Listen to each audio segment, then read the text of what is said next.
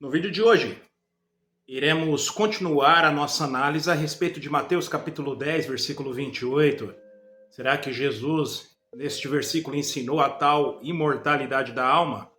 Para responder essa pergunta, iremos analisar o versículo 39 deste mesmo capítulo.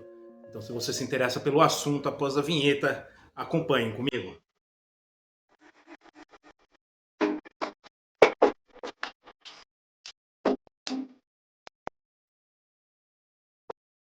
Olá a todos, seja novamente muito bem-vindo. Meu nome é Denis Silva e você está no canal Estudo Perspicaz. Para quem não me conhece, nosso material aqui ele é voltado para assuntos teológicos, gramaticais e também históricos, principalmente dentro do escopo religioso. Neste vídeo, iremos fazer uma análise ou uma continuação de uma análise a respeito de Mateus capítulo 10, versículo 28, onde o senhor pastor Martinez ele alega que Jesus Cristo ensinou a imortalidade da alma. Este vídeo é trechos dos argumentos do pastor, vou deixar aqui no card, onde vocês poderão ver, que não vou repassar aqui o vídeo. Então, talvez se você não viu, veja o primeiro vídeo e depois você analise conosco aqui essa sequência dos argumentos. Muito bem, conforme eu trouxe atenção aqui no primeiro vídeo, a única base para os imortalistas dizer que este texto ensina supostamente a imortalidade da alma está baseada unicamente e exclusivamente dentro de sua teologia. Porque dentro da gramática, dentro da língua grega, a expressão alma, psique, ela jamais irá representar algo imaterial que sai do corpo após a morte e vai para algum lugar, quer seja céu, inferno, purgatório, reencarnação, o que seja, né? Dependendo do que as pessoas acreditam. Mas pode significar o ser vivente como todo, o pensamento, emoções, ou a vida em si, ou especificamente neste texto, a vida futura. E a alma, de fato, ela é mortal, ela pode ser destruída. Por outro lado, se ela fosse de fato imortal, ela não seria destruída, e o próprio texto traz atenção que ela é destruída. Então, é uma lógica envolvendo isso, né? Que foge, então, totalmente dentro dessa questão imortalista. Mas vamos dar sequência mostrando, então, que alma, dentro desse contexto, jamais significaria algo imortal que sobrevive à morte do corpo? Vamos ver aqui o próprio contexto do texto. No versículo 39, irei ler aqui na Peshitta Siríaca.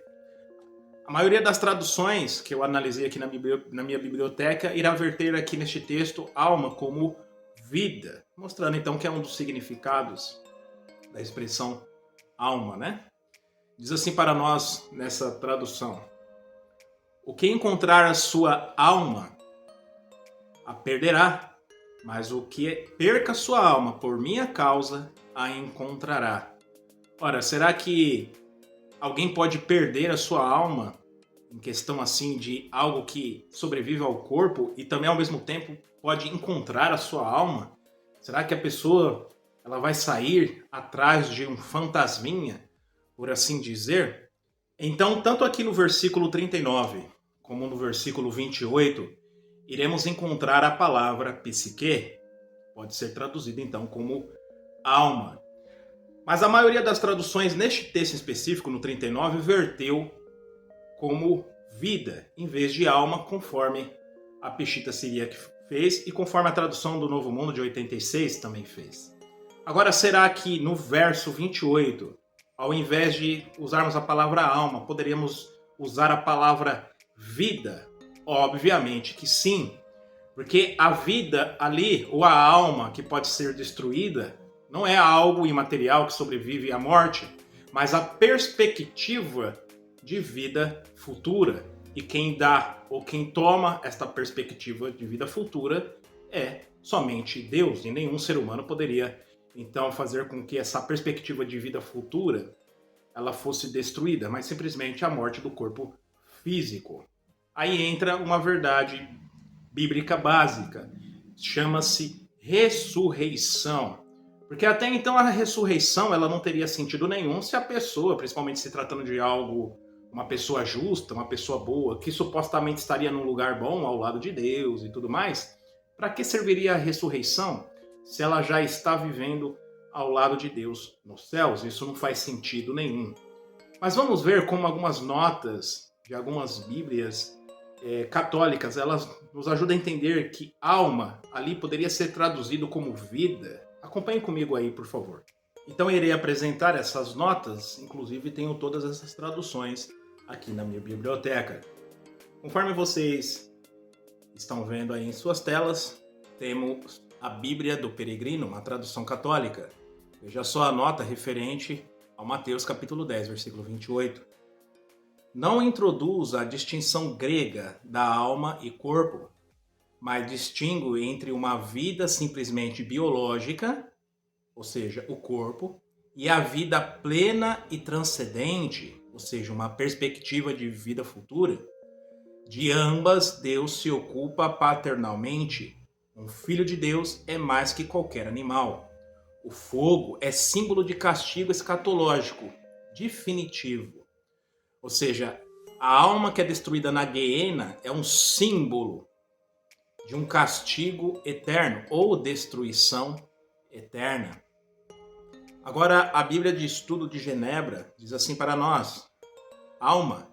Geralmente, nas Escrituras, esse termo não se refere simplesmente à parte não física de um ser humano, mas à existência pessoal ou vida, que tanto inclui como a transcendente a vida física.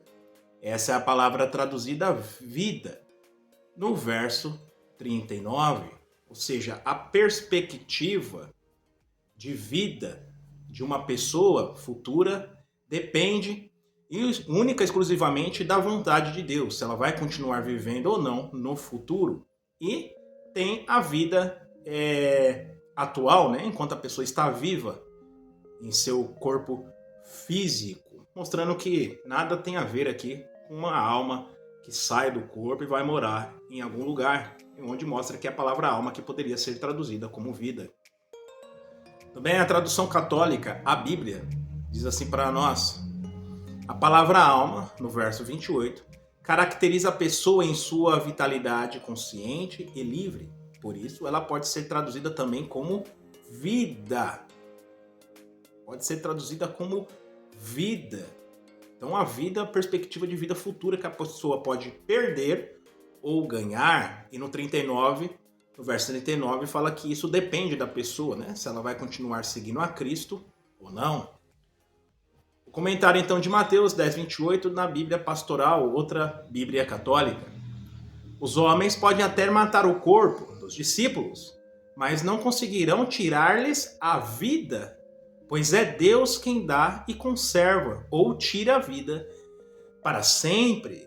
Então, esse comentário nos ajuda a entender que alma ali se refere à vida, à perspectiva de vida futura, e não o entendimento pagão, platônico, de uma alma imortal, encontradas em religiões antigas, pagãs, lá dos tempos bíblicos. Gostaria de trazer atenção aqui para vocês como era o pensamento cristão, mesmo após a morte dos apóstolos, referente à imortalidade da alma e àqueles que criam nessa imortalidade da alma. Temos aqui então o Justino Mártir, um trecho da obra Diálogo com Trifão, capítulo 80, diz assim para nós. Justino diz assim: se vós vos desparais com supostos cristãos que não façam esta confissão, mas ousem também vituperar o Deus de Abraão, o Deus de Isaque e o Deus de Jacó, e negam a ressurreição dos mortos, sustentando que antes que no ato de morrer as suas almas são levadas ao céu, não os considerais cristãos, mas eu e outros, que somos cristãos de bem em todos os pontos, estamos convictos de que haverá uma ressurreição dos mortos e 1000 anos em Jerusalém, que será construída e adornada e alargada, como os profetas Ezequiel e Isaías e outros declararam. Então mostram aqui que alguns supostos cristãos, principalmente os gnósticos, eles consideravam essa questão da alma, que sobrevive ao corpo. Mas Justino, combatendo esse pensamento, diz que não deveriam nem ser considerados cristãos, pois eles negavam a ressurreição e o milênio de paz debaixo do reinado de Jesus Cristo por 1000 anos. Então veja só qual era o pensamento cristão dos primeiros séculos relacionados a essa questão da alma. Poderia apresentar aqui muitos outros pais da igreja combatendo esse ensino falso dentro da igreja nos primeiros séculos. Mas isso daqui já nos ajuda a entender o significado da palavra alma dentro deste contexto. Muito bem, chegamos aqui mais um final de um vídeo. Espero que vocês tenham gostado deste complemento referente a essas informações que eu pesquisei posteriormente, até para o outro vídeo, o primeiro, não ter ficado muito grande. Se você ainda não assistiu, por favor, assista, para que você possa acompanhar aqui a linha de raciocínio. E espero que você tenha gostado dessas informações que eu compartilhei com vocês, dessas Bíblias, e qual era o pensamento cristão aqui dos primeiros séculos referente a isso. Mostrando então que a Bíblia, de Gênesis a Apocalipse, jamais ela ensina esta doutrina, que na verdade veio de religiões pagãs, e é um ensino totalmente espírita.